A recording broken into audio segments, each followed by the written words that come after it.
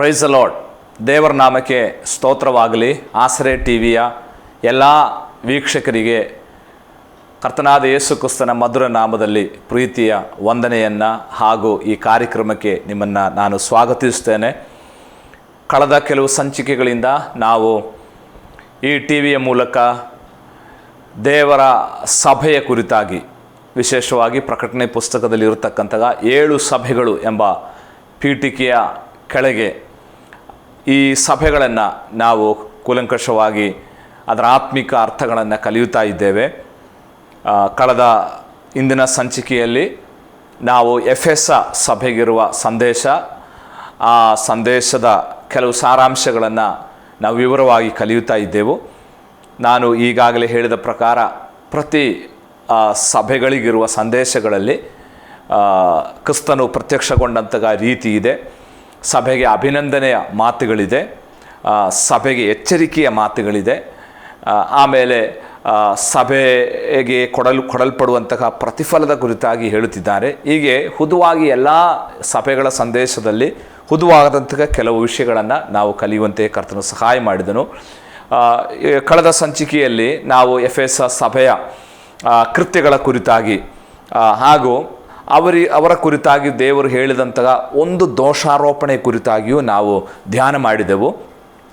ಇಷ್ಟೆಲ್ಲ ಒಳ್ಳೆಯ ಕೃತ್ಯಗಳಿದ್ದಾಗಿಯೂ ಆ ಸಭೆಯ ಒಂದು ಸಣ್ಣ ಕೊರತೆಯನ್ನು ದೇವರಾತ್ಮನು ಅಲ್ಲಿ ಎತ್ತಿ ತೋರಿಸ್ತಿರುವುದಾಗಿ ನಾವು ನೋಡಿದೆವು. ಅದು ನಮಗೆ ಒಂದು ಸಣ್ಣ ತಪ್ಪಾಗಿ ಕಾಣಿಸಿಕೊಂಡಿದ್ದಾಗಿಯೂ ದೇವರಿಗೆ ಅದು ಬಹುದೊಡ್ಡ ತಪ್ಪಾಗಿ ನಮಗೆ ಕಾಣುವುದಕ್ಕಾಗಿ ಸಾಧ್ಯ. ಅಂದರೆ ನಿನ್ನ ಮೊದಲ ಪ್ರೀತಿ ನೀನು ಬಿಟ್ಟಿದ್ದಿ ಎಂದು ನಿನ್ನ ಮೇಲೆ ನಾನು ತಪ್ಪು ಹೊರಿಸಬೇಕಾಗ್ತದೆ. ಸಭೆಗೆ ಕ್ರಿಸ್ತನ ಮೇಲೆ ಪ್ರೀತಿ ಇದೆ, ಆದರೆ ಆ ಮೊದಲ ಪ್ರೀತಿ, ಫಸ್ಟ್ ಲವ್ ಕಳೆದುಕೊಂಡಂತಹ, ಅಂದರೆ ಹೃದ್ರೋಗಿಯಾದಂತಹ ಒಂದು ಸಭೆಯ ಚಿತ್ರಣವನ್ನು ನಾವು ಕಳೆದ ಸಂಚಿಕೆಯಲ್ಲಿ ನೋಡಿಕೊಂಡೆವು. ಪ್ರೀತಿ ಉತ್ಪತ್ತಿ ಆಗುವಂಥದ್ದು ಹೃದಯದಿಂದ. ತಲೆಯಿಂದ ಜ್ಞಾನ ಬರುತ್ತದೆ, ಆದರೆ ಹೃದಯದಿಂದ ಪ್ರೀತಿ ಬರುತ್ತದೆ. ರೋಮ ಪತ್ರಿಕೆ 5ನೇ ಅಧ್ಯಾಯದ 5ನೇ ವಾಕ್ಯದಲ್ಲಿ ಪೌಲ್ ಹೇಳ್ತಿದ್ದಾನೆ, ದೇವರಾತ್ಮನ ಮೂಲಕ ನಮ್ಮ ಹೃದಯದಲ್ಲಿ ಪ್ರೀತಿ ರಸ ಹರಿಯಬೇಕೆಂಬುದಾಗಿ. ಆ ಪ್ರೀತಿಯ ರಸ ಉತ್ಪತ್ತಿ ಆಗುವಂಥ ನಮ್ಮ ಹೃದಯದಲ್ಲಿ. ನಮ್ಮ ಹೃದಯ ಕರ್ತನಾದ ಯೇಸು ಕ್ರಿಸ್ತನಿಗೋಸ್ಕರ ನಾವು ಕೊಡುವಾಗ, ಕ್ರಿಸ್ತನು ನಮ್ಮ ಹೃದಯದೊಳಗೆ ಬರುವಾಗ ಅಂತಹ ಹೃದಯಗಳಿಂದ ಮಾತ್ರವೇ ಪ್ರೀತಿ ಹೊರಚೆಲ್ಲುವುದಕ್ಕಾಗಿ ಸಾಧ್ಯ. ಈ ಪ್ರೀತಿಯಿಂದ ನಾವು ಕ್ರಿಸ್ತನಿಗೋಸ್ಕರ ಏನಾದರೂ ಮಾಡಿದರೆ ಮಾತ್ರವೇ ಅದಕ್ಕೆ ಪ್ರತಿಫಲವನ್ನು ಕ್ರಿಸ್ತನು ಕೊಡುವಂಥದ್ದು. ಅಲ್ಲದೆ ಗುಣಗುಟ್ಟುವಿಕೆ, ನಿರಾಶೆ, ನಾನು ಮಾಡಬೇಕಲ್ಲ, ಇದು ನನ್ನ ಜವಾಬ್ದಾರಿಕೆ ಎಂಬ ರೀತಿಯಲ್ಲಿ ನಾವು ಗುಣಗುಟ್ಟುತ್ತಾ ಮಾಡುವಂತಹ ಯಾವ ಕಾರ್ಯಗಳಿಗೂ ಪ್ರತಿಫಲ ಇಲ್ಲ ಎಂಬುದನ್ನು ನಾವು ಅರ್ಥ ಮಾಡಿಕೊಳ್ಳಬೇಕು. ಆದ್ದರಿಂದ ಈ ಸಭೆಗೆ ಕ್ರಿಸ್ತನು ಒಂದು ಸಣ್ಣ ತಾಕೀತನ್ನು ಕೊಡುತ್ತಿರುವುದಾದರೂ ನಮ್ಮ ಅರ್ಥದಲ್ಲಿ ಅದೊಂದು ಸಣ್ಣ ತಪ್ಪುದಾರಿಕೆ ಆಗಿರುವುದಾದರೂ, ದೋಷಾರೋಪಣೆ ಆಗಿರುವುದಾದರೂ, ಕ್ರಿಸ್ತನಿಗೆ ಅದೊಂದು ದೊಡ್ಡ ದೋಷಾರೋಪಣೆಯಾಗಿ ಆತ ಹೇಳುತ್ತಿರುವುದಾಗಿ ನಾವು ನೋಡ್ತಾ ಇದ್ದೇವೆ. ಈಗ ನಾವು ಇಂದಿನ ಸಂಚಿಕೆಯಲ್ಲಿ ಈ ಸಭೆಗೆ ದೇವರು ಕೊಡುವಂತಹ ಪರಿಹಾರ ಕ್ರಮಗಳ ಕುರಿತಾಗಿ ನಾವು ಕಲೀಲಿಕ್ಕೆ ಹೋಗ್ತಾ ಇದ್ದೇವೆ. ನಾನು ಹೇಳಿದೆ, ಎಫೆಸ ಸಭೆ ಎಲ್ಲ ಸಭೆಗಳ ಪ್ರಾರಂಭದ ಸಭೆಯಾಗಿದೆ. ಅಂದರೆ ಈ ಸಭಾ ಕಾಲಘಟ್ಟ ಎಂಬುವಂಥದ್ದು ಆದಿ ಸಭಾ ಚರಿತ್ರೆಯ ಮೊದಲ 2 ಶತಮಾನಗಳ ಕಾಲದಲ್ಲಿ ಇದ್ದಂತಹ ಸಭೆಗೆ ಹೋಲಿಕೆಯಾಗಿ ನಾವು ಎಫೆಸ ಸಭೆಯ ಸಂದೇಶವನ್ನು ಕಲಿಯುವುದಕ್ಕೆ ಸಾಧ್ಯ. ಆದ್ದರಿಂದ ಈ ಸಭೆಗೆ ದೇವರು ಕೊಟ್ಟಂತಹ ಪರಿಹಾರ ಕ್ರಮಗಳನ್ನು ನಾವು ಬಹಳಷ್ಟು ಕೂಲಂಕಷವಾಗಿ ಕಲಿಯಬೇಕಾಗಿದೆ. ನಾವು ಅದಕ್ಕೆ ಆಧಾರವಾಗಿ ಪ್ರಕಟಣೆ ಪುಸ್ತಕ 2ನೇ ಅಧ್ಯಾಯದ 5ನೇ ವಾಕ್ಯದಿಂದ ನಾನು ನಿಮಗೆ ಓದಿ ಕೇಳಿಸಲಿಕ್ಕೆ ಬಯಸ್ತೇನೆ. ಪ್ರಕಟಣೆ ಪುಸ್ತಕ 2ನೇ ಅಧ್ಯಾಯ 5ನೇ ವಾಕ್ಯ. ಆದದರಿಂದ ನೀನು ಎಲ್ಲಿಂದ ಬಿದ್ದೀಯೋ ಅದನ್ನು ನಿನ್ನ ನೆನಪಿಗೆ ತಂದುಕೊಂಡು ದೇವರ ಕಡೆಗೆ ತಿರುಗಿಕೋ. ನೀನು ಮೊದಲು ಮಾಡುತ್ತಿದ್ದ ಕೃತ್ಯವನ್ನು ಮಾಡು. ನೀನು ದೇವರ ಕಡೆಗೆ ತಿರುಗಿಕೊಳ್ಳದೆ ಹೋದರೆ ನಾನು ಬಂದು ನಿನ್ನ ದೀಪಸ್ತಂಭವನ್ನು ಅದರ ಸ್ಥಳದಿಂದ ತೆಗೆದು ಹಾಕುವೆನು. 5ನೇ ವಾಕ್ಯದಲ್ಲಿ ಪರಿಹಾರ ಕ್ರಮವಾಗಿ 4 ಪರಿಹಾರ ಕ್ರಮಗಳನ್ನು ದೇವರಾತ್ಮನು ಈ ಸಭೆಗೆ ಅಥವಾ ಸಭೆಯ ಹಿರಿಯನಿಗೆ ಸೂಚಿಸ್ತಾ ಇದ್ದಾನೆ. ಅದು ಈ ರೀತಿಯಾಗಿದೆ. 1, ರಿಮೆಂಬರಿಂಗ್, ನೆನಪಿಗೆ ತಂದುಕೋ. 2ನೇದಾಗಿ ರಿಪೆಂಟಿಂಗ್, ಅಂದರೆ ದೇವರ ಕಡೆಗೆ ತಿರುಗಿಕೋ. 3, ರಿಪೀಟಿಂಗ್, ಅಂದರೆ ನೀನು ಮೊದಲು ಮಾಡುತ್ತಿದ್ದ ಕೃತ್ಯವನ್ನು ಮಾಡು. 4ನೇದಾಗಿ ರಿಮೂವಿಂಗ್, ನಿನ್ನಲ್ಲಿರುವ ಕೆಲವೊಂದನ್ನು ತೆಗೆದು ಹಾಕು. ಹೀಗೆ 4 ಪ್ರಾಮುಖ್ಯವಾದಂತಹ ಪರಿಹಾರ ಕ್ರಮವನ್ನು ಸಭೆಗೆ ದೇವರು ಸೂಚಿಸ್ತಾ ಇದ್ದಾನೆ. ಇನ್ನೊಮ್ಮೆ ನಾನು ಹೇಳ್ತೇನೆ. 1, ರಿಮೆಂಬರಿಂಗ್, ಅಂದರೆ ನಾವು ನೆನಪಿಗೆ ತಂದುಕೊಳ್ಳುವಂಥದ್ದು. 2, ರಿಪೆಂಡಿಂಗ್, ದೇವರ ಕಡೆಗೆ ತಿರುಗಿಕೊಳ್ಳುವುದು ಅಥವಾ ಮಾನಸಾಂತರ ಪಡುವಂಥದ್ದು. 3ನೇದಾಗಿ ರಿಪೀಟಿಂಗ್, ನಾವು ಮೊದಲು ಮಾಡುತ್ತಿದ್ದ ಕೃತ್ಯವನ್ನು ಮಾಡುವಂಥದ್ದು. 4ನೇದಾಗಿ ರಿಮೂವಿಂಗ್, ನಮ್ಮಲ್ಲಿರುವಂಥ ಬೇಡವಾದವುಗಳನ್ನು ನಾವು ತೆಗೆದು ಹಾಕುವಂಥದ್ದು. ಈ 4 ಕಾರ್ಯಗಳನ್ನು 5ನೇ ವಾಕ್ಯದಲ್ಲಿ ದೇವರಾತ್ಮನು ಹೇಳ್ತಾ ಇದ್ದಾನೆ. ಏನು ಈ 4 ವಿಷಯಗಳು, ಅದನ್ನು ನಾನು ಇಂದಿನ ಈ ಸಂಚಿಕೆಯಲ್ಲಿ ನಿಮಗೆ ಸ್ವಲ್ಪ ವಿವರವಾಗಿ ಕಲಿಸಲಿಕ್ಕೆ ಬಯಸ್ತಾ ಇದ್ದೇನೆ. ಯಾಕೆಂದರೆ ನಾನು ಈಗಾಗಲೇ ಹೇಳಿದ ಪ್ರಕಾರ ಇದು ಎಫೆಸ ಸಭೆಗಿರುವಂತಹ ಒಂದು ಸಂದೇಶವಾಗಿದ್ದಾಗಿಯೂ ಸಹ ಈ ಸಂದೇಶವನ್ನು 4 ರೀತಿಯಲ್ಲಿ ನಾವು ಕಲಿಯಬೇಕು. ಅದರಲ್ಲಿ ಒಂದು, ವೈಯಕ್ತಿಕವಾಗಿ ಇದು ನನ್ನೊಳಗೆ ಇರುವ ಸಂದೇಶ ಎಂಬ ಅರ್ಥದಲ್ಲಿ ನಾವು ಇದನ್ನು ಕಲಿಯಬೇಕಾಗಿದೆ. ಆದ್ದರಿಂದ ಇದು ಕೇವಲ ಎಫೆಸದ ಸಭೆಯವರಿಗೆ ಕೊಡಲ್ಪಟ್ಟ ಸಂದೇಶ ಮಾತ್ರವಲ್ಲ, ಇದು ಪ್ರತಿಯೊಬ್ಬ ಕ್ರೈಸ್ತನಿಗೂ ಕೊಡಲ್ಪಟ್ಟಂತಹ ಸಂದೇಶವಾಗಿದೆ. ಆದ್ದರಿಂದ ಪ್ರತಿಯೊಬ್ಬ ಕ್ರೈಸ್ತನು ಪ್ರತಿದಿನ ಅವನ ಅನುದಿನ ಜೀವಿತದಲ್ಲಿ ಮಾಡಬೇಕಾದ 4 ಕಾರ್ಯಗಳು. 1, ಆತನು ರಿಮೆಂಬರಿಂಗ್, ಆತನು ನೆನಪು ಮಾಡಿಕೊಳ್ಳಬೇಕು. ಏನು ನೆನಪು ಮಾಡಿಕೊಳ್ಳಬೇಕು? ಇಲ್ಲಿ ದೇವರಾತ್ಮನು ಹೇಳ್ತಾ ಇದ್ದಾನೆ, ನೀನು ಎಲ್ಲಿಂದ ಬಿದ್ದೀಯೋ ಅದನ್ನು ನಿನ್ನ ನೆನಪಿಗೆ ತಂದುಕೊಂಡು ನೀನು ದೇವರ ಕಡೆಗೆ ತಿರುಗಿಕೊಳ್ಳಬೇಕು. ಅಂದರೆ ಮಾನಸಾಂತರ ಪಡುವುದು ಅಥವಾ ದೇವರ ಕಡೆಗೆ ತಿರುಗಿಕೊಳ್ಳುವುದಕ್ಕೆ ನಾವು ನೆನಪು ಮಾಡಬೇಕು ಎಂಬುದಾಗಿ ಇಲ್ಲಿ ದೇವರಾತ್ಮನು ಹೇಳ್ತಾ ಇದ್ದಾನೆ. ನೀನು ಎಲ್ಲಿಂದ ಬಿದ್ದೀಯೋ ಅದನ್ನು ನೆನಪಿಗೆ ತಂದುಕೊಂಡು. ನೋಡ್ರಿ, ಈ ನೆನಪು ನಮಗೆ ಬರದೆ ನಮಗೆ ಮಾನಸಾಂತರ ಉಂಟಾಗುವುದಿಲ್ಲ ಎಂಬುದಾಗಿ ದೇವರಾತ್ಮ ಹೇಳ್ತಾ ಇದ್ದಾನೆ. ಏನು ನಾವು ರಿಮೆಂಬರ್ ಮಾಡಬೇಕು, ಏನನ್ನು ನಾವು ಜ್ಞಾಪಿಸ್ಕೊಳ್ಬೇಕು ಎಂಬುದು ಬಹಳ ಚಿಂತೆ ಮಾಡಬೇಕಾದಂತಹ ಅಥವಾ ಯೋಚಿಸಬೇಕಾದಂತಹ ಒಂದು ಸಂಗತಿ. ಇಲ್ಲಿ ಎಲ್ಲಿಂದ ನಾವು ಬಿದ್ದಿದ್ದೇವೆ ಎಂಬುದನ್ನು ನಾವು ನೆನಪಿಗೆ ತಂದುಕೊಳ್ಬೇಕು. ಕೆಲವರಿಗೆ ಎಲ್ಲಿಂದ ಬಿದ್ದಿದ್ದೇವೆ ಅಂತಲೇ ಅವರಿಗೆ ಗೊತ್ತಿಲ್ಲ.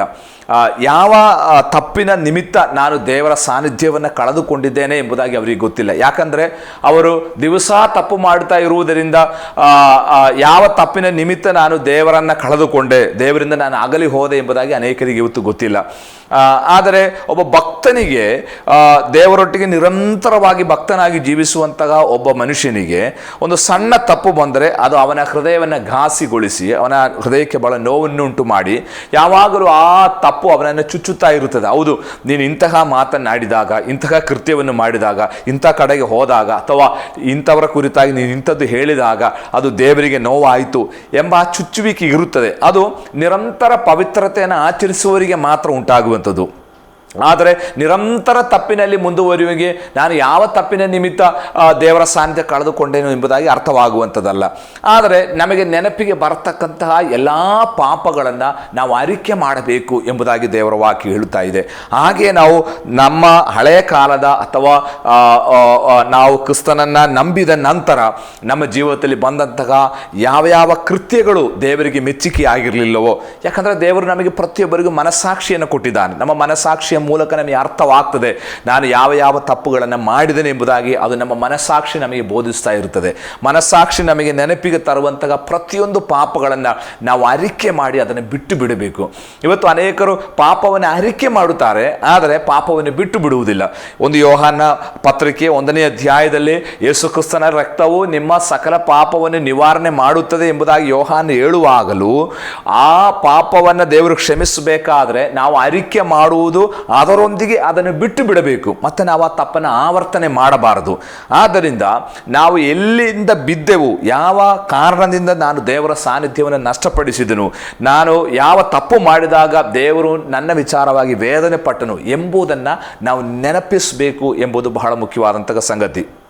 ಅದಕ್ಕೆ ಉದಾಹರಣೆಯಾಗಿ ನಾವು ಲೂಕನ ಸುವಾರ್ತೆಯಲ್ಲಿ ಯೇಸು ಕ್ರಿಸ್ತನು ಹೇಳಿದಂತಹ ಲೂಕನ ಸುವಾರ್ತೆ 15ನೇ ಅಧ್ಯಾಯದಲ್ಲಿ ಯೇಸು ಕ್ರಿಸ್ತನು ಹೇಳಿದಂತಹ 3 ಸಾಮ್ಯಗಳನ್ನು ನಾವು ಕಾಣುತ್ತೇವೆ.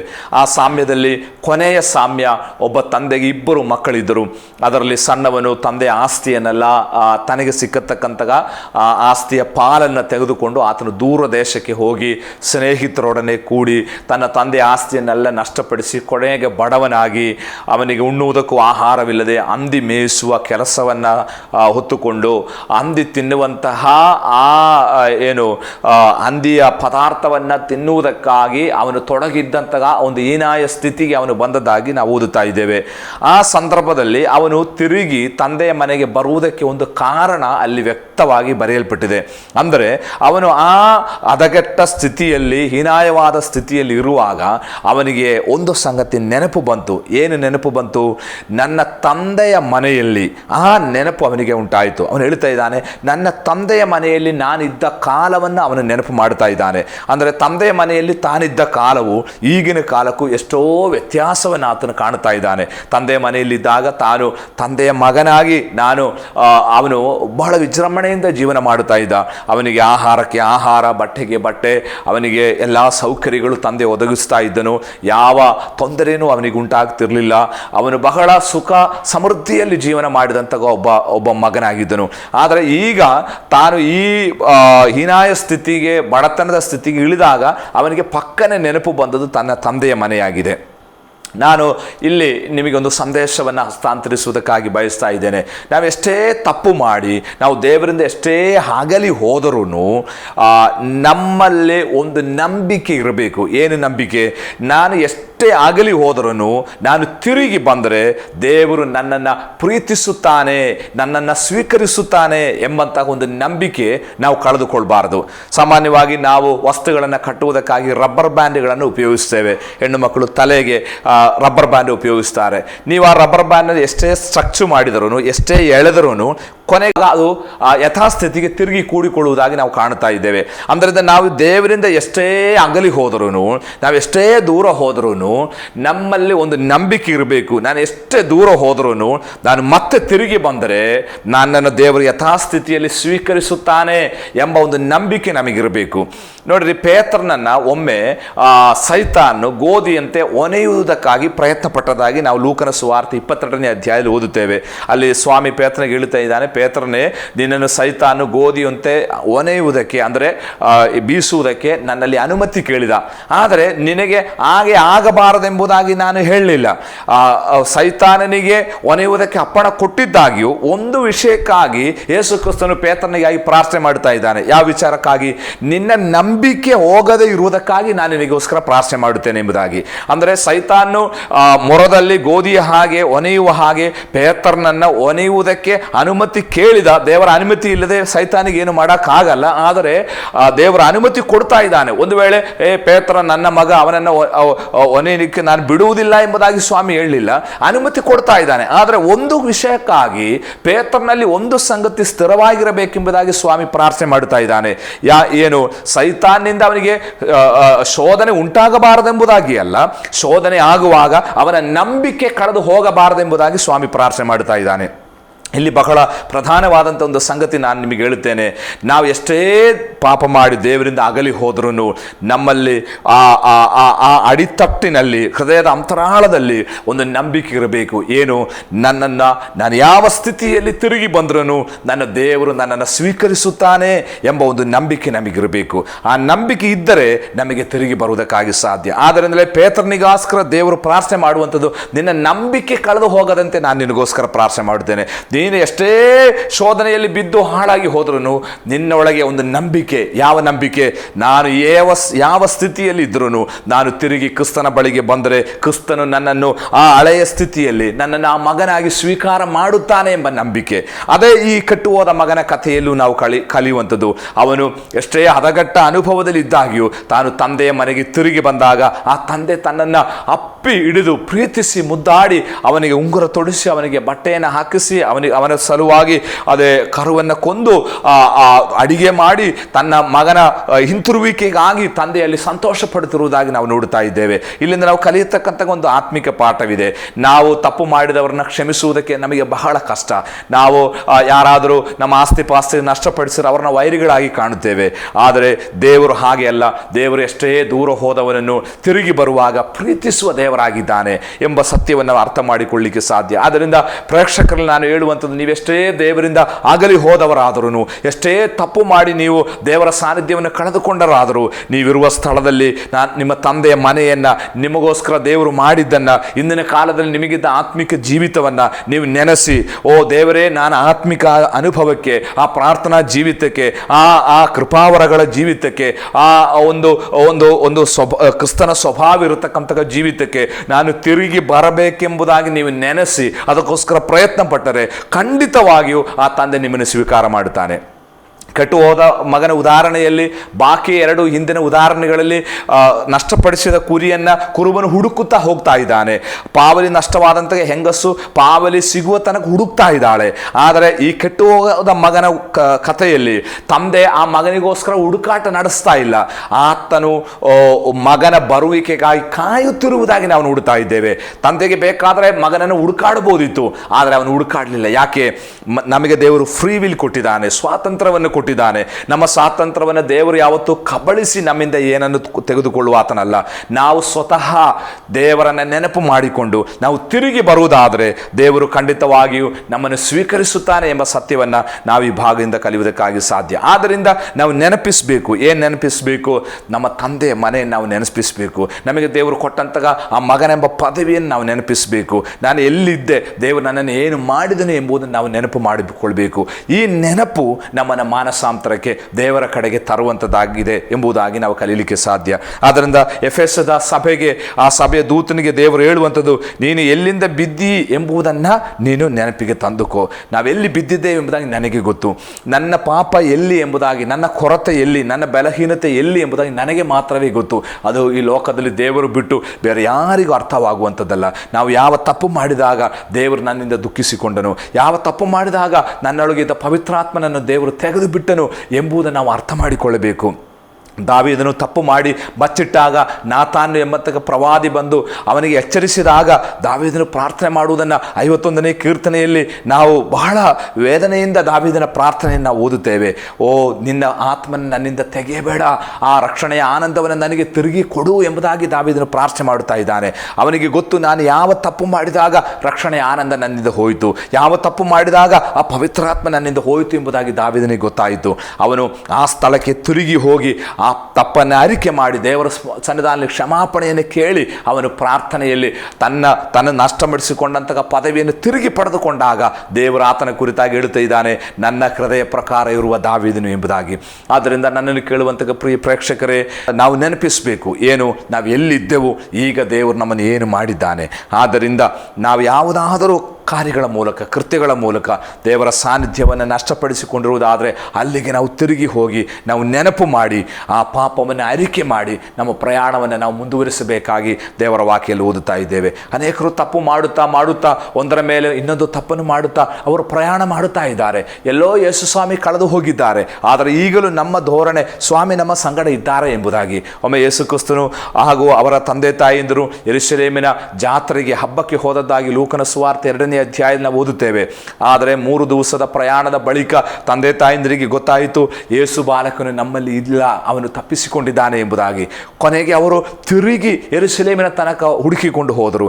ಅಲ್ಲಿ ಹೋದಾಗ ಗೊತ್ತಾಯಿತು, ಆತನು ಶಾಸ್ತ್ರಿಗಳ ಮತ್ತು ಅಲ್ಲಿರತಕ್ಕಂಥ ಪುರೋಹಿತರ ಮಧ್ಯದಲ್ಲಿ ಅವರಿಂದ ಕೇಳಿಸಿಕೊಳ್ಳುತ್ತಾ ಅವರಿಗೆ ಹೇಳಿಕೊಡ್ತಾ ಇದ್ದದ್ದಾಗಿ ನಾವು ನೋಡುತ್ತಾ ಇದ್ದೇವೆ. ನಾನು ಈ ಮಾತು ಹೇಳಲಿಕ್ಕೆ ಕಾರಣ, ಅವರ ಒಂದು ಭಾವನೆಯಾಗಿತ್ತು, ಯೇಸು ಕ್ರಿಸ್ತನು ನಮ್ಮ ಸಮಾಜದವರ ಸಂಗಡ ಅಥವಾ ನಮ್ಮ ಬಂಧುಗಳ ಸಂಗಡ ಅಥವಾ ನಮ್ಮ ಊರಿಗೆ ಪ್ರಯಾಣ ಮಾಡುವ ಇತರ ಗುಂಪುಗಳ ಸಂಗಡ ಸ್ವಾಮಿ ಇರುತ್ತಾನೆ ಎಂಬ ಒಂದು ಅಂದಾಜಿನ ಮೇಲೆಗೆ ಅವರು ಪ್ರಯಾಣ ಬರುತ್ತಾ ಇದ್ದಾರೆ. ಆದರೆ ಹುಡುಕಿದಾಗ ಗೊತ್ತಾಯಿತು ಸ್ವಾಮಿ ಇಲ್ಲ ಎಂಬುದಾಗಿ. ತಪ್ಪಿಸಿಕೊಂಡದ್ದು ಯೆರೂಸಲೇಮಿನಲ್ಲಿ. ಅದಕ್ಕೋಸ್ಕರ ಸ್ವಾಮಿಯನ್ನು ಹುಡುಕಾಡುವುದಕ್ಕೆ ಅವರು ತೊಡಗಿ ಯೆರೂಸಲೇಮಿನ ತನಕ ಅವರು ಹುಡುಕಾಡಿ ಎಲ್ಲಿ ತಪ್ಪಿಸಲ್ಪಟ್ಟನೋ ಅಲ್ಲಿ ಹೋದಾಗ ಸ್ವಾಮಿಯನ್ನು ಅವರು ಕಂಡುಕೊಂಡರು. ಅದರಿಂದ ನಾನು ಹೇಳುವಂಥದ್ದು, ನಾವು ಎಲ್ಲಿ ತಪ್ಪಿದ್ದೇವೆ, ಎಲ್ಲಿ ಸ್ವಾಮಿ ನಮ್ಮಿಂದ ಮಿಸ್ ಆಯಿತು, ನಾವು ಅಲ್ಲಿಗೆ ತಿರುಗಿ ಹೋಗಬೇಕು. ಅದಕ್ಕೆ ನಾವು ನೆನಪು ಮಾಡಬೇಕು, ನಾನು ಯಾವುದನ್ನು ಮಾಡಿದಾಗ ನನ್ನಿಂದ ಸ್ವಾಮಿ ಕಳೆದು ಹೋದನು ಎಂಬುದಾಗಿ.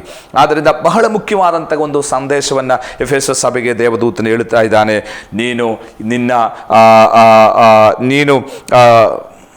ಆದ್ದರಿಂದ ನೀನು ಎಲ್ಲಿಂದ ಬಿದ್ದೀಯೋ ಅದನ್ನು ನೆನಪಿಗೆ ತೆಗೆದುಕೊಂಡು ದೇವರ ಕಡೆಗೆ ತಿರುಗಿ ಕೊಳ್ಳಬೇಕೆಂಬುದಾಗಿ. ಒಂದು ಪೇತ್ರನ ಪತ್ರಿಕೆ 1ನೇ ಅಧ್ಯಾಯದ 9ನೇ ವಚನದಲ್ಲಿ ಪೇತ್ರನು ಇದರ ಕುರಿತಾಗಿ ಇದಕ್ಕೆ ಸಮಯೋಚಿತವಾದಂತಹ ಇನ್ನೊಂದು ಸಂಗತಿಯನ್ನು ಹೇಳುತ್ತಿರುವುದಾಗಿ ನಾವು ನೋಡುತ್ತಾ ಇದ್ದೇವೆ. ಅಂದರೆ ನಾವು ಮರೆಯಬಾರದಂತಹ ಒಂದು ಸಂಗತಿಯನ್ನು ಪೇತ್ರನು ತನ್ನ 1ನೇ ಪತ್ರಿಕೆ ನಾವು ಇದಕ್ಕೆ ಅನುಗುಣವಾದಂತಹ ಇನ್ನೊಂದು ಸಂಗತಿಯನ್ನು ಪೇತ್ರನ 2ನೇ ಪತ್ರಿಕೆ 1ನೇ ಅಧ್ಯಾಯದ 9ನೇ ವಾಕ್ಯದಲ್ಲಿ ಪೇತ್ರನು ಹೇಳುತ್ತಿರುವುದನ್ನು ನಾನು ನೋಡ್ತಾ ಇದ್ದೇವೆ. ಅಲ್ಲಿ ಹೇಳುತ್ತಾ ಇದ್ದಾನೆ, ಕೆಲವು ಸಂಗತಿಯನ್ನು ಹೇಳುತ್ತಾ ಪೇತ್ರ ಹೇಳ್ತಿದ್ದಾನೆ, ಇವುಗಳಿಲ್ಲದವನು ಕುರುಡನಾಗಿದ್ದಾನೆ, ಅವನು ದೂರದೃಷ್ಟಿ ಇಲ್ಲದವನಾಗಿದ್ದು ತನ್ನ ಹಿಂದಣ ಪಾಪಗಳು ಪರಿಹಾರವಾಗಿ ತಾನು ಶುದ್ಧನಾದದ್ದನ್ನು ಮರೆತು ಬಿಟ್ಟಿದ್ದಾನೆ. ಅಂದರೆ ತನ್ನ ಹಿಂದಣ ಪಾಪಗಳು ಪರಿಹಾರವಾಗಿ ತಾನು ಶುದ್ಧನಾದದ್ದನ್ನು ಮರೆತು ಬಿಟ್ಟಿದ್ದಾನೆ. ಇಲ್ಲಿ ನಾವು ಮರೆಯಬಾರದು, ನೆನಪಿಸಬೇಕು ಎಂಬುದಾಗಿ ಒಂದು ಸತ್ಯವನ್ನು ಪೇತ್ರ ಹೇಳ್ತಾ ಇದ್ದಾನೆ. ಏನು? ಇಂದಿನ ಕಾಲದಲ್ಲಿ ನಾವು ಪಾಪಿಗಳಾಗಿದ್ದೆವು, ಆದರೆ ಯೇಸು ಕ್ರಿಸ್ತನ ರಕ್ತದಿಂದ ನಾನು ಪರಿಶುದ್ಧತೆಗೆ ನಾನು ಬಂದೆನು, ನನ್ನನ್ನು ಪವಿತ್ರನಾಗಿ ಸ್ವಾಮಿ ಸ್ವೀಕಾರ ಮಾಡಿದನು. ಈ ಸಂಗತಿಯನ್ನು ಹಿಂದಣ ಕಾಲದ ಪಾಪವನ್ನು ದೇವರು ಕ್ಷಮಿಸಿದ್ದನ್ನು ನಾವು ಮರೆತು ಹೋದರೆ ನಮಗೆ ಪವಿತ್ರತೆಯ ಜೀವಿತದಲ್ಲಿ ಸಾಗುವುದಕ್ಕಾಗಿ ಸಾಧ್ಯವಿಲ್ಲ. ಅಂದರೆ ಯಾವಾಗಲೂ ನಾನು ತಪ್ಪು ಮಾಡಿದನು ಎಂಬಂತಹ ಆ ಇನ್ಫ್ಯೂರಿಟಿ ಕಾಂಪ್ಲೆಕ್ಸ್ನಲ್ಲಿ ಇರಬೇಕೆಂಬುದಾಗಿ ಎಲ್ಲ ದೇವರು ಬಯಸುವಂಥದ್ದು. ದೇವರು ನಮ್ಮ ತಪ್ಪನ್ನು ಕ್ಷಮಿಸಿದ್ದಾನೆ, ಮತ್ತು ಆತನ ನೆನಪು ಮಾಡಿಕೊಳ್ಳುವನಲ್ಲ. ಆದರೆ ನಮ್ಮ ಬಗ್ಗೆ ಇಲ್ಲಿ ಬರೆಯಲ್ಪಡ್ತಾ ಇದೆ, ನಾವು ನೆನಪಿಸಬೇಕು. ಯಾವುದು? ನಾನು ಎಲ್ಲಿದ್ದವನಾಗಿದ್ದೆನು, ದೇವರಲ್ಲಿ ನಾನು ಕ್ಷಮಾಪಣೆಯನ್ನು ಕೇಳಿಕೊಂಡು ಯೇಸು ಸ್ವಾಮಿಯಲ್ಲಿ ಅಂಗಲಾಚಿ ಬೇಡಿದಾಗ ಆತನ ರಕ್ತದಿಂದ ನನ್ನನ್ನು ಶುದ್ಧೀಕರಿಸಿದನು. ಅದಕ್ಕೆ ನಾನು ಯಾವ ಕೃತ್ಯವೂ ಮಾಡಲಿಲ್ಲ, ಯೇಸು ಸೌಜನ್ಯವಾಗಿ ನನಗೆ ಅದನ್ನು ಕೊಟ್ಟನು. ನಾನು ಆತನ ರಕ್ತದಿಂದ ನಾನು ಗುಣವಾದೆ, ಆತನ ರಕ್ತದಿಂದ ನಾನು ಶುದ್ಧೀಕರಿಸಲ್ಪಟ್ಟೆ. ಆದ್ದರಿಂದ ನನ್ನ ಹಿಂದಣ ಪಾಪಗಳನ್ನು ಸ್ವಾಮಿ ಕ್ಷಮಿಸಿದನು ಎಂಬುದನ್ನು ನಾವು ಮರೆಯಬಾರದು ಎಂಬುದಾಗಿ ಪೇತ್ರ ಇಲ್ಲಿ ಹೇಳ್ತಾ ಇದ್ದಾನೆ. ಆ ಒಂದು ನೆನಪು ನಮಗಿರುವಾಗ ಮಾತ್ರವೇ ನಾವು ಪಾಪ ಮಾಡದೆ ಮುಂದಕ್ಕೆ ಪ್ರಯಾಣಿಸುವುದಕ್ಕಾಗಿ ಸಾಧ್ಯ. ಆದ್ದರಿಂದ ರಿಮೆಂಬರಿಂಗ್ ಎಂಬುವಂಥದ್ದು ಬಹಳ ಮುಖ್ಯವಾದ ಸಂಗತಿ. ನಮ್ಮ ಜೀವಿತದಲ್ಲಿ ಹಿಂದಣ ಕಾಲದಲ್ಲಿ ದೇವರು ಮಾಡಿದ್ದನ್ನು, ನಾವೆಲ್ಲಿದ್ದೆವು, ನಮ್ಮನ್ನು ದೇವರು ಏನು ಮಾಡಿದನು, ಈಗ ಯಾವ ಸ್ಥಾನದಲ್ಲಿ ಇಟ್ಟಿದ್ದಾನೆ, ಅಂದರೆ ನಾವು ನಡೆದು ಬಂದ ದಾರಿಯನ್ನು ಯಾವತ್ತೂ ಮರೆಯಬಾರದು. ನಾವು ಎಲ್ಲಾದರೂ ಬಿದ್ದು ಹೋಗಿರುವುದಾದರೆ ಅದನ್ನು ನಾವು ಮರೆಯಬಾರದು. ಆ ಸ್ಥಳಕ್ಕೆ ನಾವು ಹೋಗಿ ನಮ್ಮ ಪಾಪವನ್ನು ಅರಿಕೆ ಮಾಡಿಕೊಂಡು ಪಶ್ಚಾತ್ತಾಪ ಪಟ್ಟು ನಾವು ಸ್ವಾಮಿಯಲ್ಲಿ ಕ್ಷಮೆ ಕೇಳಿ ತಿರುಗಿ ಆ ಸ್ಥಾನಕ್ಕೆ ನಾವು ಬರಬೇಕು. ಅದಕ್ಕೆ ರಿಮೆಂಬರಿಂಗ್, ನೆನಪು ಮಾಡುವುದು ಬಹಳ ಮುಖ್ಯ ಎಂಬುದಾಗಿ ಇಲ್ಲಿ ದೂತನು ಹೇಳುತ್ತಿರುವುದಾಗಿ ನಾವು ನೋಡ್ತಾ ಇವೆ. ಎರಡನೇ ಸಂಗತಿ ರಿಪೆಂಡಿಂಗ್, ಅಥವಾ ನೀನು ಒಂದನೇದಾಗಿ ಎಲ್ಲಿಂದ ಬಿದ್ದೀಯೋ ಅದನ್ನು ನೆನಪಿಗೆ ತಂದುಕೊಂಡು, ಎರಡನೇದಾಗಿ ದೇವರ ಕಡೆಗೆ ತಿರುಗಿಕೋ. ರಿಪೆಂಡಿಂಗ್ ಅಂದರೆ ಮಾನಸಾಂತರ ಪಡು, ದೇವರ ಕಡೆಗೆ ತಿರುಗಿಕೋ ಎಂಬುದಾಗಿ ಇಲ್ಲಿ ದೇವದೂತನು ಹೇಳ್ತಾ ಇದ್ದಾನೆ.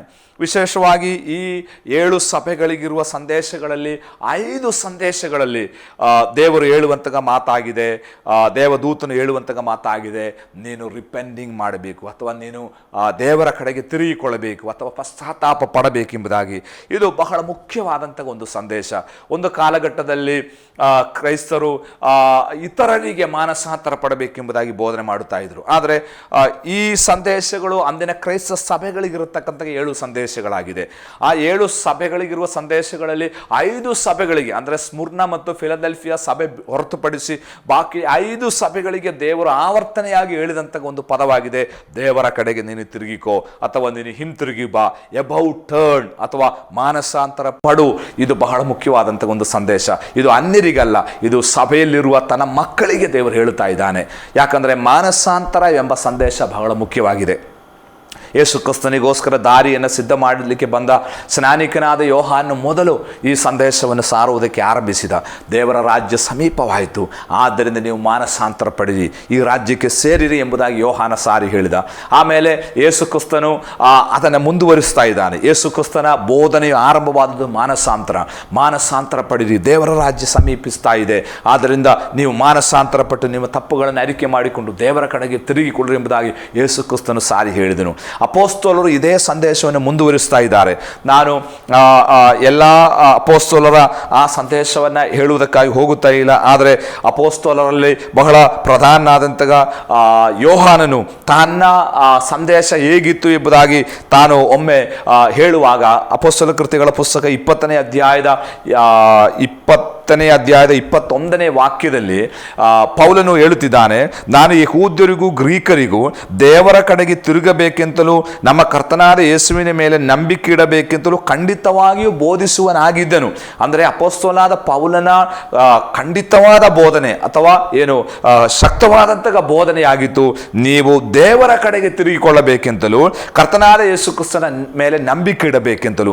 ನೋಡ್ರಿ, ಕ್ರೈಸ್ತ ಸಭೆಯ ಮೂಲಭೂತವಾದ ಸಂದೇಶವಾಗಿತ್ತು, ಫಂಡಮೆಂಟಲ್ ಟೀಚಿಂಗ್ಸ್ ಆಗಿತ್ತು. ಒಂದು ಮಾನಸಾಂತರ, ಇನ್ನೊಂದು ನಂಬಿಕೆ. ಇದು ಎರಡೂ ಸೇರುವಾಗ ಮಾತ್ರವೇ ಒಬ್ಬನಲ್ಲಿ ಬದಲಾವಣೆ ಉಂಟಾಗಲಿಕ್ಕೆ ಸಾಧ್ಯ. ಕೇವಲ ಫೈತ್, ನಂಬಿಕೆ ಬಗ್ಗೆ ಮಾತ್ರ ಇವತ್ತು ಮಾತನಾಡುವವರಿದ್ದಾರೆ. ನಂಬಿಕೆಯ ಮೂಲಕವೇ ದೇವರನ್ನು ಮೆಚ್ಚಿಸಲಿಕ್ಕೆ ಸಾಧ್ಯ, ನಂಬಿಕೆಯ ಮೂಲಕವೇ ನಮಗೆ ದೇವರ ಮಕ್ಕಳಾಗಲಿಕ್ಕೆ ಸಾಧ್ಯ, ನಂಬಿಕೆಯ ಮೂಲಕವಾಗಿ ಮಾತ್ರವೇ ಅದ್ಭುತ ನಮಗೆ ಸಿಗುವಂಥದ್ದು. ಇದಕ್ಕೆಲ್ಲ ನಂಬಿಕೆ ಮುಖ್ಯ. ಆದರೆ ಅದು ಒಂದು ತಂತಿ ಇದ್ದ ಹಾಗೆ. ಆದರೆ ಅದರೊಂದಿಗೆ ನಮಗೆ ಮಾನಸಾಂತರವು ಬಹಳ ಮುಖ್ಯವಾಗಿದೆ. ಮಾನಸಾಂತರ ಪಡಬೇಕೆಂತಲೂ ಯೇಸು ಕ್ರಿಸ್ತನ ಮೇಲೆ ನಂಬಿಕೆ ಇಡಬೇಕೆಂತಲೂ ಖಂಡಿತವಾಗಿ ಬೋಧಿಸುವನಾಗಿದ್ದನು. ಅಂದರೆ ಪ್ಲಸ್ ಮೈನಸ್ ಎರಡು ತಂತಿಗಳು ಸೇರುವಾಗ ಮಾತ್ರವೇ ವಿದ್ಯುತ್ ಶಕ್ತಿಯನ್ನು ನಮಗೆ ಉಪಯೋಗಿಸಲಿಕ್ಕೆ ಆಗುವಂಥದ್ದು. ಅದು ಪ್ಲಸ್ ಮೈನಸ್ ಎರಡು ಸೇರುವಾಗ ಮಾತ್ರವೇ ನಮಗೆ ಬಲ್ಬ್ ಉರಿಸಲಿಕ್ಕೆ ಸಾಧ್ಯ. ಅದು ಯಾವುದಾದ್ರೂ ಒಂದು ಮಾತ್ರ ಇದ್ದರೆ ನಮಗೆ ಕಾರ್ಯ ನಡೆಯುವಂಥದ್ದಲ್ಲ. ಆದ್ದರಿಂದ ಮಾನಸಾಂತರ ಪಡುವುದು ಹಾಗೂ ನಂಬಿಕೆ, ಇದೆರಡೂ ಬಹಳ ಮುಖ್ಯವಾದ ಸಂಗತಿ ಎಂಬುದಾಗಿ ಅಪೊಸ್ತಲನಾದ ಪೌಲನು ಬೋಧಿಸಿದ್ದದಾಗಿ ನಾವು ನೋಡ್ತಾ ಇದ್ದೇವೆ. ಈಗ ಈ ಸಭಾ ಕಾಲಘಟ್ಟಕ್ಕೆ ನಾವು ಬರುವಾಗ ಪ್ರತಿ ಸಭೆಯಲ್ಲೂ ಬೋಧಿಸಲ್ಪಡಬೇಕಾದಂತಹ ಸಂದೇಶವಾಗಿದೆ, ದೇವರ ಕಡೆಗೆ ನಾವು ತಿರುಗಿಕೊಳ್ಳಬೇಕೆಂಬುದಾಗಿ. ಆದ್ದರಿಂದ ನನ್ನ ಮಾತುಗಳನ್ನು ಕೇಳುತ್ತಿರತಕ್ಕಂಥ ಪ್ರೇಕ್ಷಕರಿಗೆ ನಾನು ಹೇಳಲಿಕ್ಕೆ ಬಯಸುವಂಥದ್ದು, ನಾವು ದೇವರ ಕಡೆಗೆ ನಾವು ತಿರುಗಿಕೊಳ್ಳಬೇಕು. ಪ್ರತಿ ದಿವಸ ನಾವು ಮಾನಸಾಂತರ ಪಡಬೇಕು. ಪ್ರತಿ ದಿವಸ ನಮ್ಮ ಹೃದಯವನ್ನು ನಾವು ನೂತನಪಡಿಸಿಕೊಳ್ಳಬೇಕು. ಎಲ್ಲಿ ಮಾನಸಾಂತರವಿದೆಯೋ ಅಲ್ಲಿ ಮಾತ್ರವೇ ದೇವರಿಗೆ ಕಾರ್ಯ ಮಾಡುವುದಕ್ಕಾಗಿ ಸಾಧ್ಯ. ಎಲ್ಲಿ ಮಾನಸಾಂತರದ ಹೃದಯವಿದೆಯೋ ಅಲ್ಲಿ ಮಾತ್ರವೇ ದೇವರಿಗೆ ತನ್ನ ಚಿತ್ತವನ್ನು ಪ್ರಕಟಿಸಲಿಕ್ಕೆ ಸಾಧ್ಯ. ಅದನ್ನು ರೋಮ ಪತ್ರಿಕೆ 12ನೇ ಅಧ್ಯಾಯದಲ್ಲಿ ದೇವರ ಚಿತ್ತದ ಬಗ್ಗೆ ಪೌಲನು ಬರೆಯುವಾಗ ರೋಮನರಿಗೆ ಹೇಳ್ತಾ ಇದ್ದಾನೆ, ನೀವು ಅನುದಿನ ನಿಮ್ಮ ಹೃದಯವನ್ನು ನೂತನಪಡಿಸಿಕೊಳ್ಳಿರಿ, ಆಗ ದೇವರ ಚಿತ್ತ ನಿಮಗೆ ಪ್ರಕಟವಾಗ್ತದೆ ಎಂಬುದಾಗಿ. ಆದ್ದರಿಂದ ಒಂದು ನೂತನ ಹೃದಯ ಯಾವಾಗಲೂ ನಂಬಬೇಕು. ಈ ಮಾನಸಾಂತರ ಎಂಬುದಕ್ಕೆ ಇಂಗ್ಲೀಷ್ನಲ್ಲಿ ಅಬೌಟ್ ಟರ್ನ್ ಎಂಬುದಾಗಿ, ಅಂದರೆ 180 ಡಿಗ್ರಿ ನಾವು ತಿರುಗಬೇಕು. ನಾನು ಆ ಕಡೆ ಹೋಗ್ತಿರುವ ನಾನು ಸಂಪೂರ್ಣವಾಗಿ ಅದಕ್ಕೆ ಬೆನ್ನು ಮಾಡಿ ನನ್ನ ಮುಖವನ್ನು ವಿರುದ್ಧ ದಿಕ್ಕಿಗೆ ತಿರುಗಿಸುವುದಕ್ಕೆ ನಾವು ಮಾನಸಾಂತರ ಅಥವಾ ತಿರುಗಿಕೊಳ್ಳುವುದು ಎಂಬುದಾಗಿ ಹೇಳುವಂಥದ್ದು. ನಾನು ಬೆಂಗಳೂರಿನಲ್ಲಿ ವಾಸವಾಗಿದ್ದೇನೆ. ಬೆಂಗಳೂರಿನಿಂದ ಬಾಂಬೆಗೆ ನಾನು ಹೋಗಬೇಕಾದ್ರೆ ನಾನು 180 ಡಿಗ್ರಿ ತಿರುಗಬೇಕು.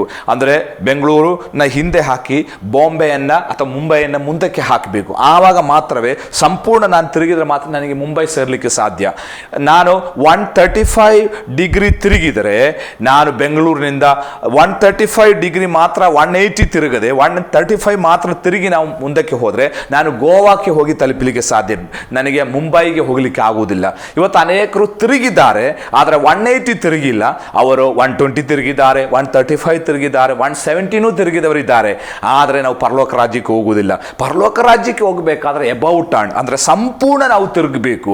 ಆವಾಗ ಮಾತ್ರವೇ ನಾವು ಪರಲೋಕ ರಾಜ್ಯಕ್ಕೆ ಹೋಗಲಿಕ್ಕೆ ಸಾಧ್ಯ. ಅಂದರೆ ನಾನು ಈ ತನಕ ದೇವರಿಗೆ ಬೆನ್ನು ಮಾಡಿ ನಾನು ಲೋಕಕ್ಕೆ ಗುರಿ ಮಾಡಿಕೊಂಡು ನಾನು ಪ್ರಯಾಣ ಮಾಡ್ತಾ ಇದ್ದನು. ಆದರೆ ನಾನು ಯೇಸು ಕ್ರಿಸ್ತನ ಸ್ವೀಕಾರ ಮಾಡಿಕೊಂಡು ದೇವರ ಮಗನಾಗಿ ಮಾರ್ಪಟ್ಟಾಗ ನಾನು ಲೋಕಕ್ಕೆ ಬೆನ್ನು ಮಾಡಿ ಕ್ರಿಸ್ತನಿಗೆ ಮುಖ ಮಾಡಿಕೊಂಡು ನಾನು ಕ್ರಿಸ್ತನ ಚಿತ್ತವನ್ನು ಮಾಡುವುದಕ್ಕಾಗಿ ಮುಂದುವರಿಯುವಂತಹ ಒಂದು ಅನುಭವವಾಗಿದೆ, ಮಾನಸಾಂತರದ ಅನುಭವ. ಆದ್ದರಿಂದ ಈ ಮಾತನ್ನು ಕೇಳುವಂತಹ ನಿಮ್ಮಲ್ಲಿ ಸಂಪೂರ್ಣವಾಗಿ ದೇವರ ಕಡೆಗೆ ತಿರುಗಿಕೊಳ್ಳದೆ ಯಾರಾದರೂ ಇರುವುದಾದರೆ ನಿಮ್ಮನ್ನು ನಾನು ಆಹ್ವಾನಿಸ್ತಾ ಇದ್ದೇನೆ. ಕ್ರಿಸ್ತನು ನಿಮ್ಮನ್ನು ಆಹ್ವಾನ ಮಾಡುತ್ತಾ ಇದ್ದಾನೆ. ಆದ್ದರಿಂದಲೇ ಲವೋದಿಕೆಯ ಸಭೆಗೆ ದೇವರು ಹೇಳುವಾಗ 3ನೇ ಅಧ್ಯಾಯದ 20ನೇ ವಚನದಲ್ಲಿ, ನಾನು ಹೃದಯದ ಬಾಗಿಲಿನಲ್ಲಿ ನಿಂತುಕೊಂಡು ತಟ್ಟುತ್ತಾ ಇದ್ದೇನೆ, ಯಾವನಾದರೂ ನನ್ನ ಶಬ್ದವನ್ನು ಕೇಳಿ ಬಾಗಿಲನ್ನು ತೆರೆದರೆ ನಾನು ಒಳಗೆ ಬಂದು ಅವನ ಸಂಗಡ ಊಟ ಮಾಡುವನು, ಅವನು ನನ್ನ ಸಂಗಡ ಊಟ ಮಾಡುವನು. Praise the lord. ಆದ್ದರಿಂದ ದೇವರು ಯಾವತ್ತೂ ನಮ್ಮನ್ನು ಒತ್ತಾಯಪಡಿಸುವ ದೇವರಲ್ಲ. ನಾವು ದೇವರ ಮಾತನ್ನು ಕೇಳಿ ವಾಕ್ಯವನ್ನು ಕೇಳಿ ದೇವರಿಗೋಸ್ಕರ ನಮ್ಮ ಹೃದಯವನ್ನು ತೆರೆಯುವುದಾದರೆ ಖಂಡಿತವಾಗಿಯೂ ಆತನು ನಮ್ಮ ಹೃದಯದೊಳಗೆ ಬಂದು ಆತನು ನಮ್ಮೊಳಗೆ ವಾಸ ಮಾಡಿ ನಮಗೆ ಒಂದು ನೂತನ ಜೀವನವನ್ನು ಕೊಡಲಿಕ್ಕೆ ಶಕ್ತನಾಗಿದ್ದಾನೆ. ಆದ್ದರಿಂದ ನಾವು ತಿದ್ದಿಕೊಳ್ಳಬೇಕಾದ ಪರಿಹಾರ ಕ್ರಮಗಳನ್ನು ದೇವರು ಎಫೆಸ ಸಭೆಗೆ ಹೇಳಿದರಲ್ಲಿ 4ರಲ್ಲಿ 2 ನಾವು ಕಲಿತುಕೊಂಡೆವು. ಒಂದು, ನಾವು ಏನು ಮಾಡಬೇಕು? ರಿಮೆಂಬರಿಂಗ್, ನಾನು ನೆನಪು ಮಾಡಿಕೊಳ್ಳಬೇಕು. ಮೇಲಿನಿಂದ ಬಿದ್ದಿದ್ದೇವೆ. ಎರಡನೇದಾಗಿ ರಿಪೆಂಡಿಂಗ್, ನಾವು ದೇವರ ಕಡೆಗೆ ತಿರುಗಿಕೊಳ್ಳಬೇಕು. ಉಳಿದೆರಡು ಸಂಗತಿಯನ್ನು ಮುಂದಿನ ಸಂಚಿಕೆಯಲ್ಲಿ ನಮಗೆ ಕಲೀಲಿಕ್ಕೆ ಕರ್ತನು ಸಹಾಯ ಮಾಡಲಿ. ಈ ಬೋಧನೆ ನಿಮಗೆ ಇಷ್ಟವಾಯಿತು, ನಿಮ್ಮ ಆತ್ಮಿಕ ಜೀವಿತಕ್ಕೆ ಆಶೀರ್ವಾದವಾಯಿತು ಎಂಬುದಾಗಿ ನಾನು ಸಂಪೂರ್ಣವಾಗಿ ನಂಬುತ್ತೇನೆ. ನಿಮಗೇನಾದರೂ ಈ ವಿಚಾರದಲ್ಲಿ ಸಂಶಯಗಳು ಅಥವಾ ಸಮಾಲೋಚನೆಗಳು ಬೇಕಿದ್ದರೆ ನಮಗೆ ಪತ್ರದ ಮೂಲಕ, ನಮಗೆ ದೂರವಾಣಿಯ ಮೂಲಕ ಸಂಪರ್ಕಿಸಬಹುದು. ಈ ಕ್ಲಾಸನ್ನು ಇತರರಿಗೆ ಪರಿಚಯಪಡಿಸಿರಿ. ಇದು ನಿಮಗೆ ಆಶೀರ್ವಾದವಾದರೆ ಕರ್ತನಿಗೆ ಮಹಿಮೆಯನ್ನು ಸಲ್ಲಿಸಿರಿ. ಮುಂದಿನ ಸಂಚಿಕೆಯಲ್ಲಿ ಇದರ ಮುಂದಿನ ಭಾಗವನ್ನು ನಾನು ನಿಮಗೆ ವಿವರಿಸಲಿಕ್ಕೆ ಬಯಸ್ತೇನೆ. ಆ ತನಕ ಸರ್ವಶಕ್ತನಾದ ದೇವರು ನಿಮ್ಮೆಲ್ಲರನ್ನು ಆಶೀರ್ವದಿಸಲಿ. God bless you. ಕರ್ತನು ಆಶೀರ್ವದಿಸಲಿ.